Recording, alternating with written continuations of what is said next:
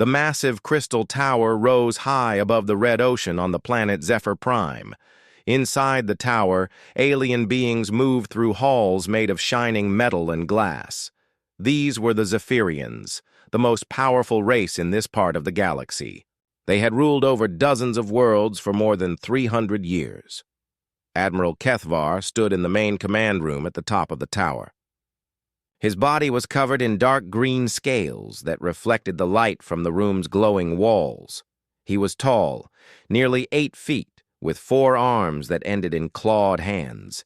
His yellow eyes stared at the floating screens in front of him. Each screen showed information about different planets and star systems under Zephyrian control. Today was special. Today, they had finally found proof of something they had been hearing rumors about for many years. A new species had appeared in space. A young race that had somehow learned to travel faster than light. They called themselves humans. Sub-Commander Yixtal walked into the room. She was smaller than the Admiral, with purple scales and silver markings along her arms. She carried a data pad in one of her 4 hands. Her face showed excitement as she approached Kethvar. "Admiral, we have the final report on the human species," she said. Her voice had a musical quality that all Zephyrians shared. "The intelligence teams have been watching them for 6 months now." Kethvar turned away from the screens to look at her. "Tell me what we have learned, Sub-Commander." Yixtal touched her data pad, and new images appeared on the large screen behind the Admiral. The images showed a small blue and green planet orbiting. A yellow star. Ships moved around the planet, but they were tiny compared to Zephyrian vessels. "They come from a world they call Earth," Yixtal began. "It is a single planet in a system with no other intelligent life. They have been in space for less than 200 years. Their technology is simple, and their ships are small." The screen changed to show one of the human ships. It was a blocky metal thing with no grace or beauty. Next to it appeared an image of a Zephyrian cruiser for comparison. The human ship looked like a toy next to the elegant alien vessel. "How many ships do they have?" Kethvar asked. "Our scouts count maybe 25 warships total," Yixtal replied. "Most are what they call destroyers or cruisers. They have 3 larger ships they call battleships, but even these are smaller than our escort vessels." Kethvar laughed. Sound like wind chimes in a storm. 25 ships to defend an entire species. How wonderfully primitive. The Admiral walked to the large window that looked out over his home world. Below, he could see the great shipyards floating on the red ocean. Hundreds of Zephyrian warships were docked there, being built or repaired. Each one was a work of art, with crystal hulls that could bend light and weapons that could crack planets. "What about their military strength?" he asked without turning. "Around." "Very limited," Yixtal said, checking her data pad again. "They seem to spend most of their time exploring and trading. We found no evidence of major wars or military expansion. They appear to be peaceful by nature." "And their allies?"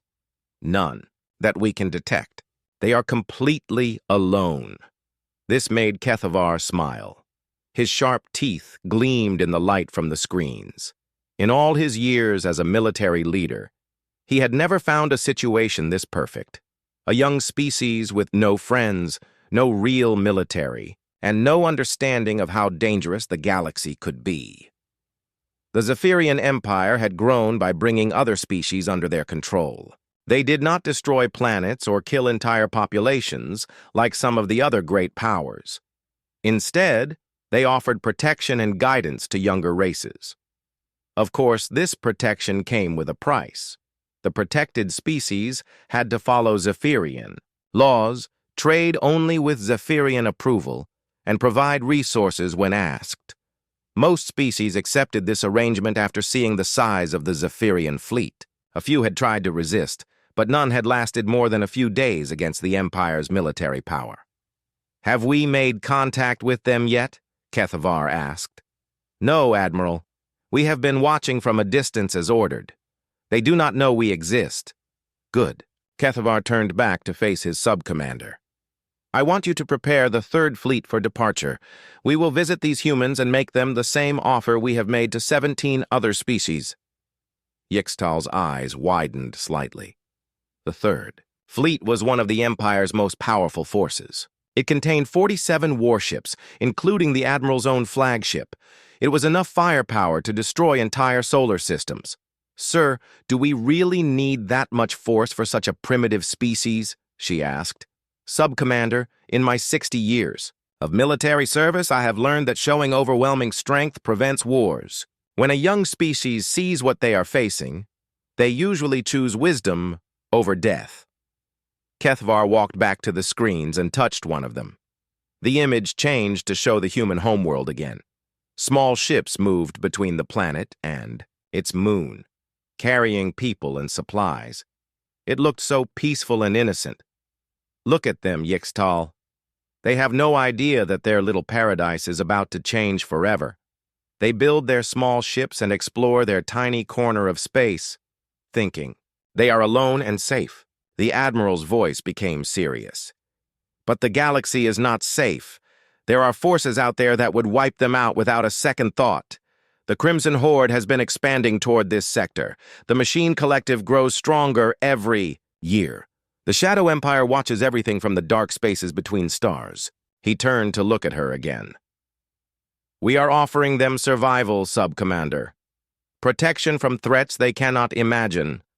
All they have to do is accept our guidance. And if they refuse? Kethvar's expression did not change. Then we will do what we must to protect them from themselves and from others. A dead species cannot learn wisdom. Yixtal nodded and made notes on her datapad. How long should I tell the fleet commanders to prepare for? 6 cycles should be enough. I want every ship checked and ready, full weapons inspections, new shield generators if needed. When we arrive in human space, I want them to see the full power and glory of the Zephyrian Empire. As Yixtal left to carry out her orders, Kethvar remained alone in the command room. He looked out at the red ocean and the ships floating on its surface. Soon, those ships would carry his message to a new species. Soon, the humans would have to choose between submission and destruction. The Admiral was confident about how that choice would go. In his experience, when faced with hopeless odds, intelligent beings always chose to live. Jake Morrison stood alone in his private quarters, staring out the small window at the alien ships that surrounded the Liberty. 23 hours had passed since the Veltar gave their ultimatum. In 1 hour, the deadline would arrive, and he would have to make the most important decision in human history. He had spent the last day talking with every member of his crew, reading Amy Parker's translations, and studying the records of other species that had faced this same choice. Some had fled and lived as prisoners in their own star systems. Others had fought and been completely destroyed. Only 12 species in the entire galaxy had found a third option. Jake activated his communication device. All senior staff to the bridge immediately. Within minutes, his key officers had assembled. Lisa Carter sat at her communication station, ready to send whatever message Jake decided on. Pete Sullivan stood at Tactical, monitoring the alien fleet that waited in the darkness around them. Tony Williams checked their navigation systems for what might be the last time. Dr. Alan Rodriguez and Dr. Amy Parker stood together near the science stations, while Chief Engineer Karen Walsh and Security Chief Ray Thompson waited near the main screen. Ladies and gentlemen, Jake began, in 58 minutes, we have to give the Veltar our answer. We can leave this region and spend the rest of human history wondering what might have been. Or we can try something that no other species has, attempted in over 10,000 years. He paused and looked at each of his crew members. These people had followed him across half the galaxy. They trusted his judgment even when facing impossible odds. I want to ask the Veltar if humanity can join their compact as junior partners, Jake announced. Ray Thompson frowned. Captain, with respect, what makes you think they'll say yes? We're just one small ship with 300 people. What could we possibly offer beings who can reshape reality? Jake walked to the center of the bridge. Ray, that's exactly the right question, and I think I know the answer. Amy, show everyone what you found in the cultural analysis. Amy activated the main screen, which displayed dozens of images from different human cultures throughout history. Every human civilization has developed the same basic values even when they had no contact with each other. The idea that the strong should protect the weak. The belief that knowledge should be shared. The concept that diversity makes a group stronger. Alan Rodriguez nodded. Amy's right. Humans are one of the few species that actively seeks out differences and tries to learn from them. Most species we've studied tend to eliminate anything that's different from their norm. Exactly, Jake said. The Veltar are ancient and powerful, but they've been alone for millions of years. They've been the only guardians of the galaxy for so long that they might have forgotten what it's like to see things from a fresh perspective. Karen Walsh looked confused. Captain, are you saying we should offer to teach them something? Not teach, Jake replied. Partner, look at our crew. Lisa speaks 7 different human languages and learned to communicate with the Veltar in less than a day. Tony can navigate through space using both advanced computers and basic mathematics. Alan understands both cutting-edge science and ancient history. Amy can find connections between completely different cultures. He gestured to the rest of the team. Karen can fix any machine ever built and figures out how alien technology works just by looking at it. Ray thinks about protecting people first and winning fights second. Pete plans for battle but prefers negotiation. Jake stopped in front of the main screen. Humans are natural bridge builders. We take different ideas and find ways to make them work together. Maybe that's what the galaxy needs right now. Lisa turned from her communication station. Captain, I'm receiving a transmission from the Veltar fleet. Keeper Zeth Kalar is requesting to speak with you. Put him on screen, Jake ordered. The image of the crystal-bodied alien appeared on the main screen. His large eyes seemed to look directly at Jake, and there was something different in his expression. Instead of the stern authority from before, there was curiosity. Captain Morrison, Keeper Zethkalar said, your time is nearly finished. Have you made your decision? Jake stepped forward. Yes, Keeper, but our decision is not one of the options. You gave us. The alien's crystal features shifted slightly, showing surprise. Explain. We don't want to leave, and we certainly don't want to fight, Jake said. We want to join you.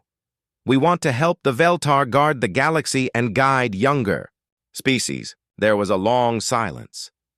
Jake could hear his own heartbeat in the quiet of the bridge. Your species is young and inexperienced, Keeper Zethkalar finally said. What could you possibly offer the Veltar Compact? Jake had been preparing for this question all day. Keeper, how long has it been since the Veltar had to learn something new? The alien seemed taken aback by the question. We have accumulated knowledge for millions of years. We understand the deep laws of the universe. But when was the last time you had to solve a problem you'd never seen before? Jake pressed. When was the last time you had to figure out how to communicate with someone completely different from yourselves? Amy stepped forward. Keeper Zeth Kalar, in the last 24 hours, our species has learned about yours, translated your language, understood your history, and figured out how to make this proposal. How long would it have taken the Veltar to do the same thing if our positions were reversed?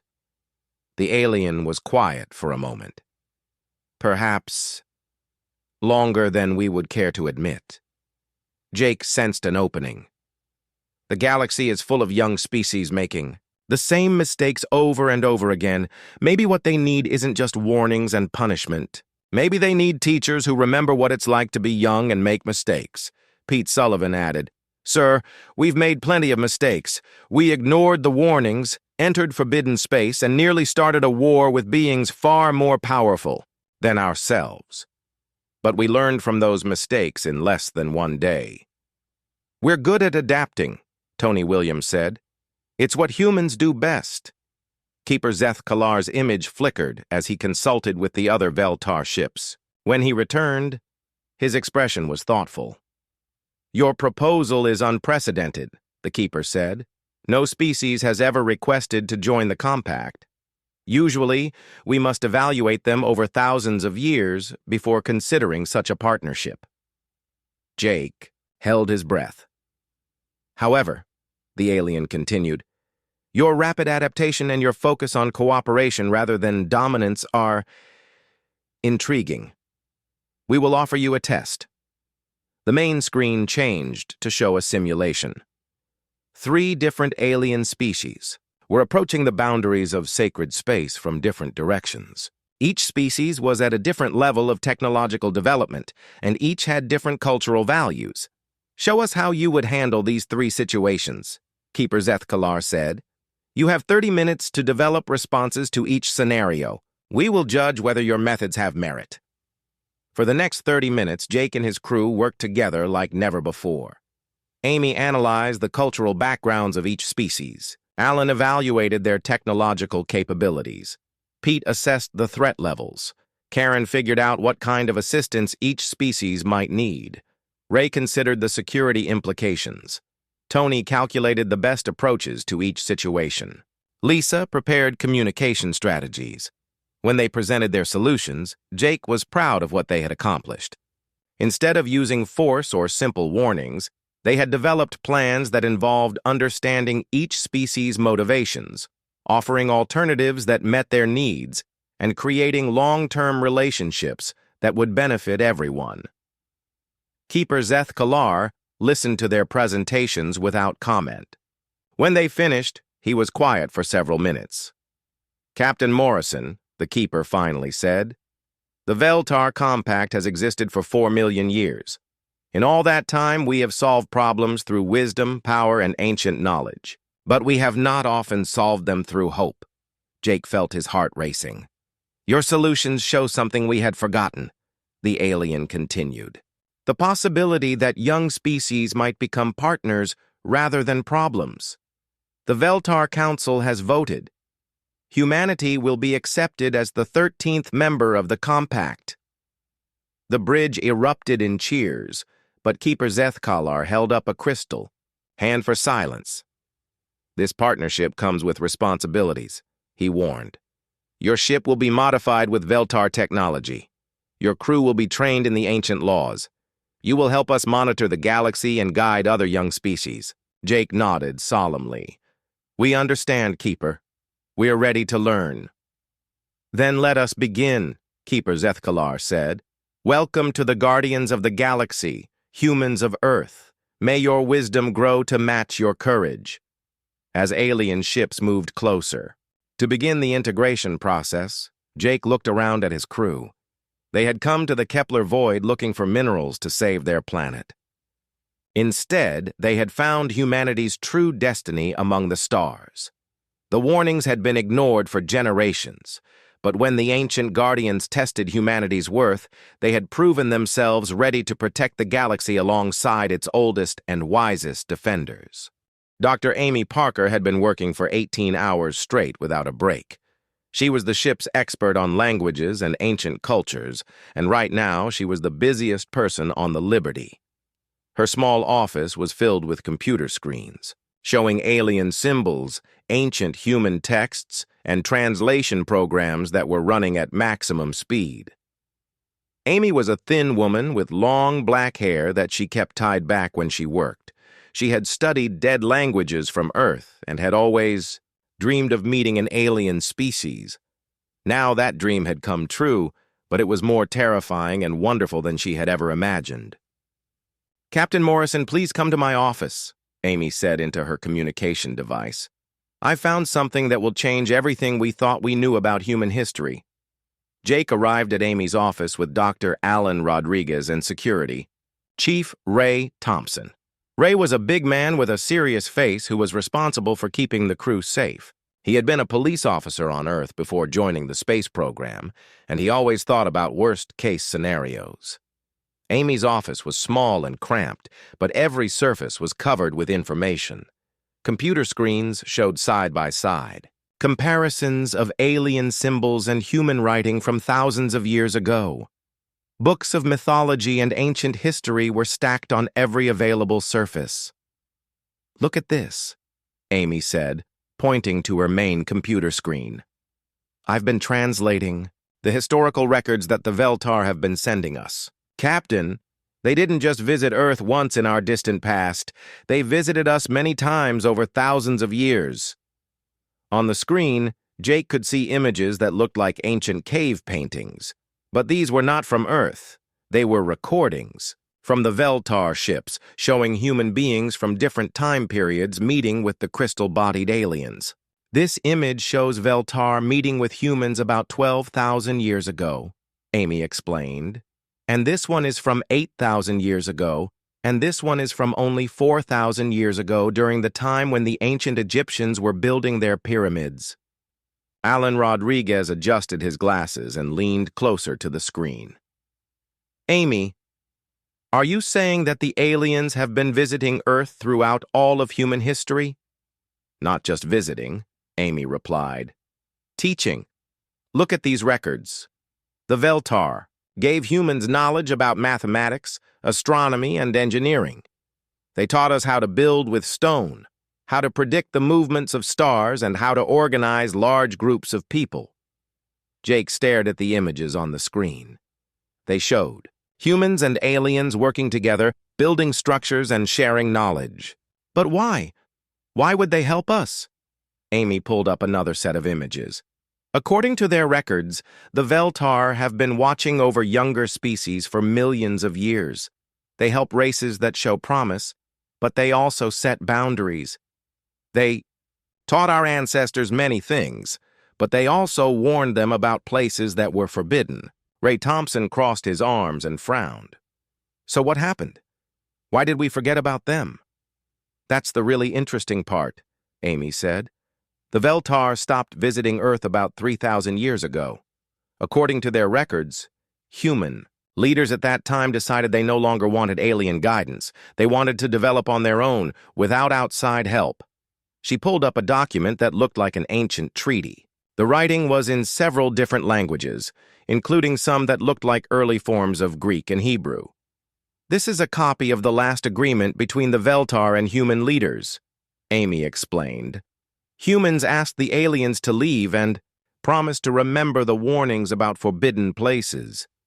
The Veltar agreed, but they said they would return if humans ever entered the sacred regions of space."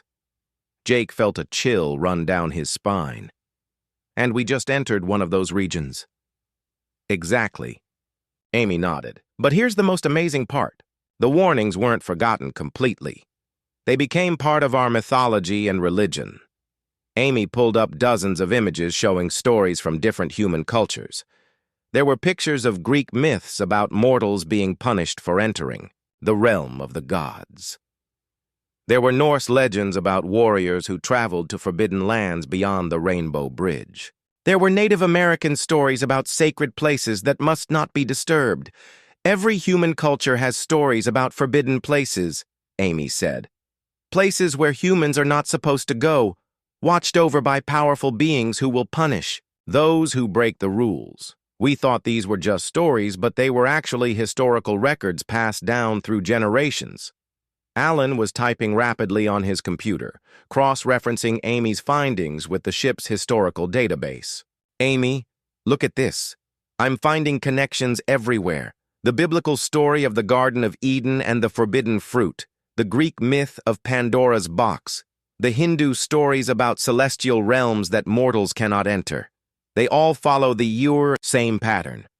Ray Thompson shook his head in disbelief. "You're telling me that all of our religious stories are actually alien warnings?" "Not all of them," Amy replied. "But many of the stories about forbidden places and divine punishment for crossing boundaries. The Veltar made sure that even if we forgot the specific details, we would remember the basic message. There are places that are not meant for us." Jake sat down heavily in a chair. The weight of this discovery was enormous. "So when we entered The Kepler void, we weren't just breaking some alien law that we never heard of. We were breaking an agreement that our own ancestors made. That's right, Amy said. And according to the Veltar records, we're not the first species to do this. They've dealt with other young races who forgot the warnings and entered forbidden areas. She pulled up a star chart that showed the local region of the galaxy. Red marks indicated dead solar systems, places where planets had once existed but were now empty space. These are systems where other species used to live, Amy explained. Species that ignored the warnings and tried to claim territory that was forbidden. The Veltar tried to stop them peacefully, but when they refused to listen, the species were destroyed. Ray finished grimly. Amy nodded. But not all of them. Some species were allowed to survive after proving they had learned their lesson. They were restricted to their home systems for thousands of years until they showed wisdom and maturity. Jake stood up and paced around the small office. What about the species that were completely destroyed? What made them different? Amy pulled up another set of records. According to the Veltar, those species all had one thing in common. When confronted with the choice between wisdom and power, they chose power. They tried to fight the Veltar, instead of learning from them. Alan looked up from his computer. Captain, I'm seeing a pattern in these records.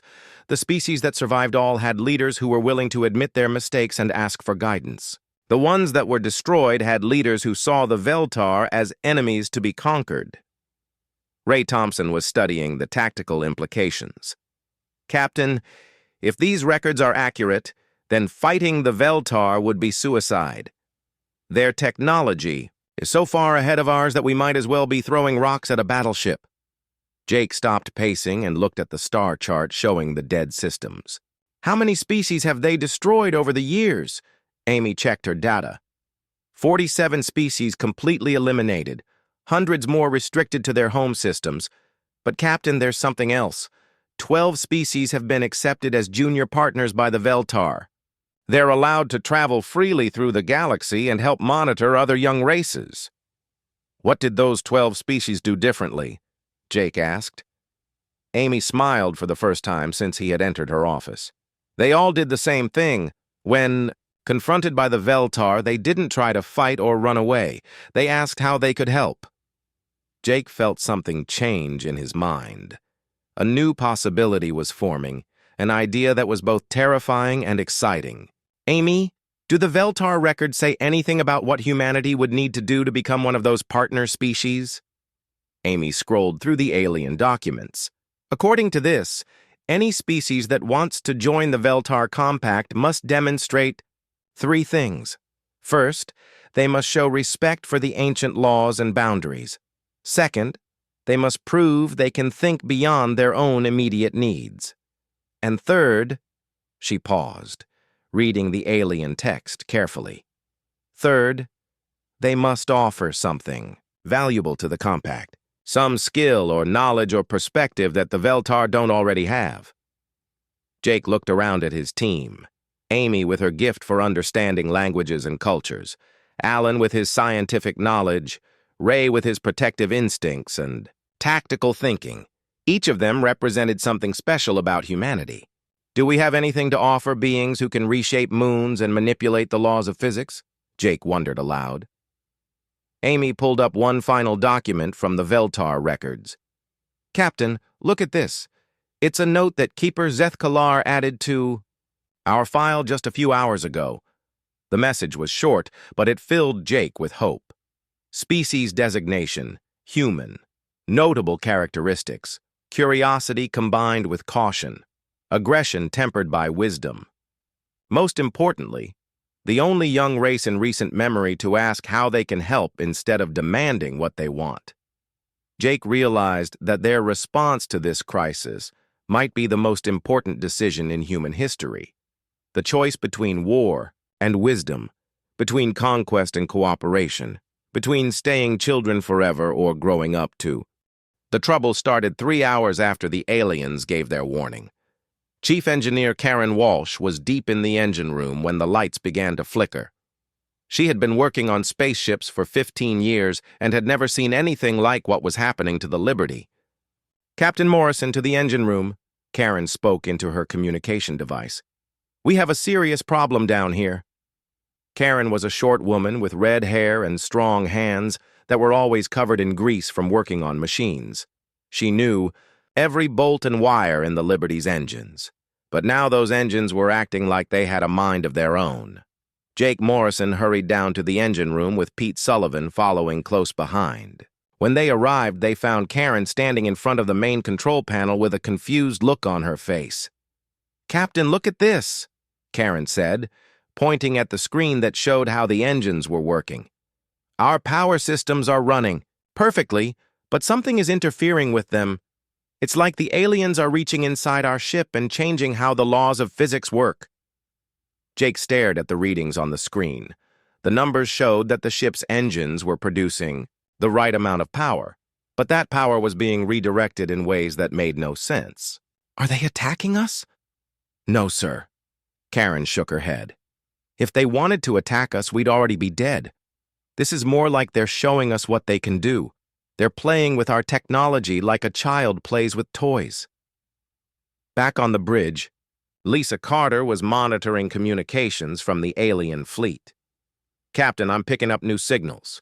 The Veltar ships are doing something out there." Jake and Pete rushed back to the bridge and looked at the main screen. What they saw made Jake's mouth fall open in amazement. The massive alien ship that had spoken to them was moving toward a large asteroid that was floating nearby. The asteroid was about the size of a small moon, made of solid rock and metal. "Watch carefully, humans," came the voice of Keeper Zethkalar through the ship's speakers. "We will show you a small portion of what the Veltar can accomplish." The alien ship extended what looked like a crystal arm from its hull. The arm grew longer and longer until it was several kilometers in length. At the end of the arm, a bright light began to glow. The light was not white or yellow like the lights humans made. It was a color that seemed to change as Jake looked at it, shifting through blues and purples and colors that had no names. The light touched the asteroid, and immediately something impossible began to happen. The solid rock started to change shape. It stretched and twisted like clay in the hands of a sculptor.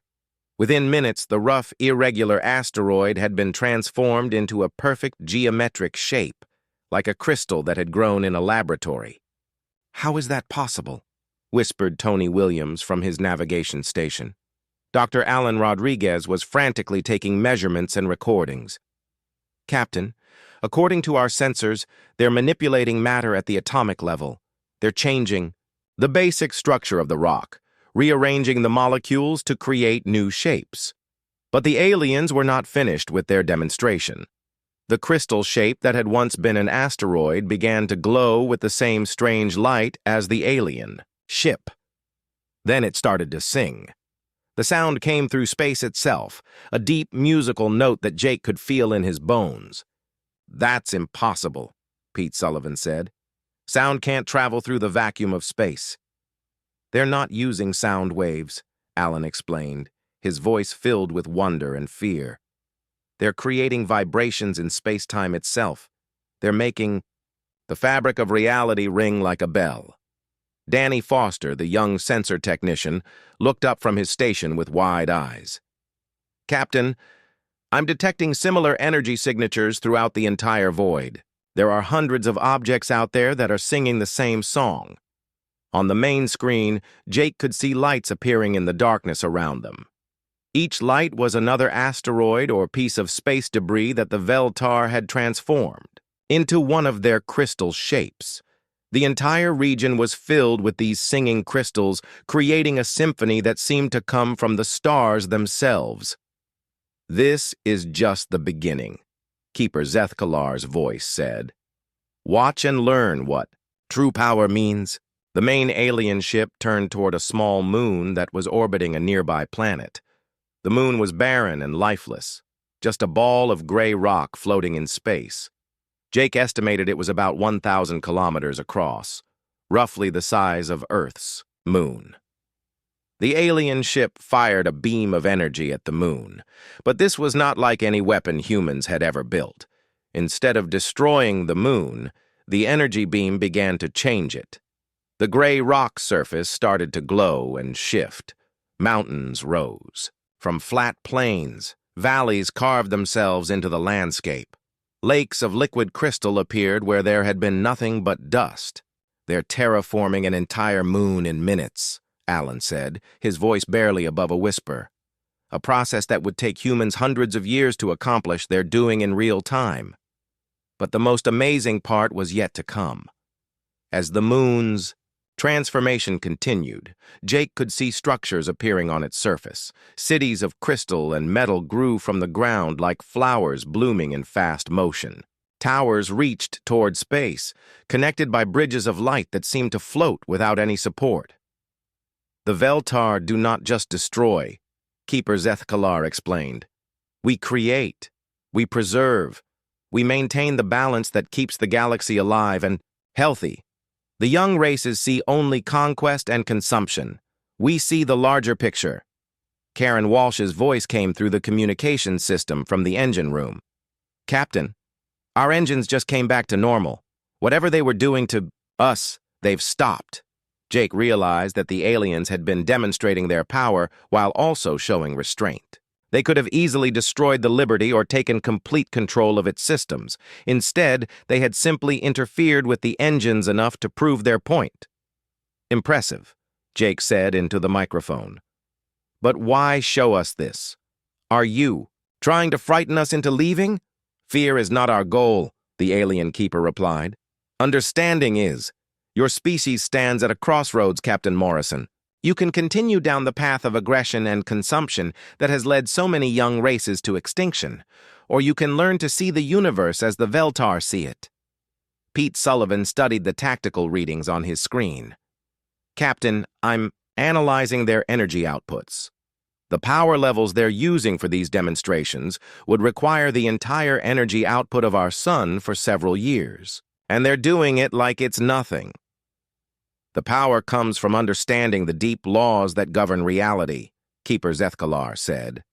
"When you truly comprehend how the universe works, energy becomes as easy to manipulate as thoughts in your mind." Jake looked around at his crew. They were all staring at the screens, watching the impossible things that the aliens were doing with such casual ease.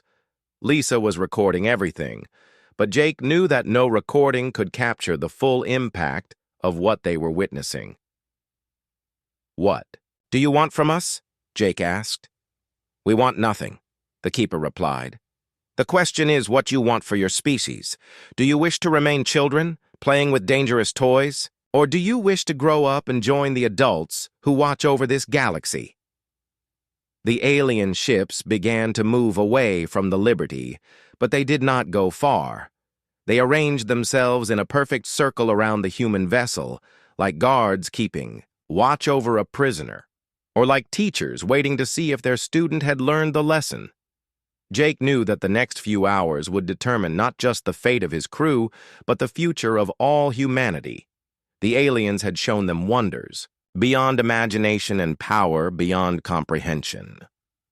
Now they had to decide what to do with that knowledge. 6 hours passed like 6 minutes. Jake Morrison stood on the bridge of the Liberty, watching the main screen as something impossible appeared in front of them. The alien ship was so large that it blocked out the stars behind it. The computer tried to show the whole thing, but it was too big to fit on one screen. The ship looked like nothing humans had ever built. Its surface was dark and smooth, but it seemed to bend the light around it in strange ways. When Jake tried to look directly at it, his eyes hurt, and the shape seemed to change. Parts of it looked like metal, but other parts looked almost alive, like the shell of some giant sea creature. "My God," whispered Tony Williams from his navigation station. "It's beautiful and terrifying at the same time." Long sections of the alien ship glowed with a soft blue light that pulsed like a heartbeat. Crystal formations grew from the hull like flowers, each one bigger than the Liberty itself. The whole ship moved through space without making any sound. but somehow Jake could feel its presence pressing against his mind. Lisa Carter worked frantically at her communication station, trying to make sense of the signals coming from the alien vessel. "Captain, they're sending messages on every frequency we can detect. Some of them are radio waves, but others are using technologies I don't recognize." Dr. Alan Rodriguez stood behind her, watching the data stream across his computer screen. "Lisa, look at this pattern here. They're not just sending one message, they're sending the same message in hundreds of different ways at the same time." "Why would they do that?" Jake asked. Alan adjusted his glasses and pointed at the screen. "Because they want to make sure we understand them perfectly. They're using mathematics, pictures, sound patterns, even light frequencies. It's like they're trying to speak every possible language at once." Suddenly, all the screens on the bridge changed. The normal display of stars and space was replaced by the image of a being that was clearly not human. It had a tall, thin body, covered in what looked like living crystal. Its face was long and narrow, with large eyes that seemed to hold the wisdom of countless years. When it spoke, its voice came through the ship's speakers with perfect clarity. Humans of the ship called. "Liberty, I am Keeper Zethkalar of the Veltar. We are the guardians who watch over the deep places of the galaxy. You have entered the Sanctum Void, a region that was marked as forbidden to your species." Jake stepped forward toward the main screen. "Keeper Zethkalar, I am Captain Jake Morrison. We were not aware that this region was forbidden. We have no records of any agreement or treaty." The alien's large eyes seemed to look directly at Jake, even though they were communicating across thousands of kilometers of space. "Captain Morrison, your ignorance does not change the law. When your species first reached for the stars, we visited your world. We spoke with your leaders and gave them knowledge of the boundaries that must not be crossed." Commander Pete Sullivan, Jake's second-in-command, moved to the tactical station and began running scans of the alien ship. Pete was a military man with short gray hair and scars on his hands from old battles. He had fought in the war against the Mars colonies and knew how to read weapon systems. "Captain," Pete said quietly, "this ship is armed with technologies I can't identify. The energy readings are off the charts. Whatever they use for weapons, it's thousands of years more advanced than anything we have." The alien keeper continued speaking. "Your ancestors were told that certain regions of space were sacred, places where young races must not go until they had learned wisdom and restraint. These warnings were built into your myths and legends so that future generations would remember." Alan. Rodriguez looked up from his computer with excitement and fear in his eyes. "Captain, I'm cross-referencing our historical databases. The stories about forbidden places, about guardians watching from the stars, about zones that mortals should not enter. They exist in every human culture. Greek myths, Norse legends, Native American stories, African folk tales. They all have warnings about respecting the boundaries set by higher powers." Jake felt a chill run down his spine. "You're saying that our mythology is actually historical fact?" "Not mythology," Keeper Zethkalar said, apparently hearing their conversation. "History that your people chose to forget. Each generation passed down the warnings of stories until your people began to think they were merely tales for children." Lisa worked at her station, recording everything the alien said. "Captain, I'm also detecting other ships out there. Lots of them. They're not moving. But they're definitely there, hiding in the darkness." The main screen changed to show a map of the surrounding space.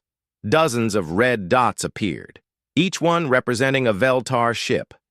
They were positioned all around the Liberty, like wolves surrounding a lost deer.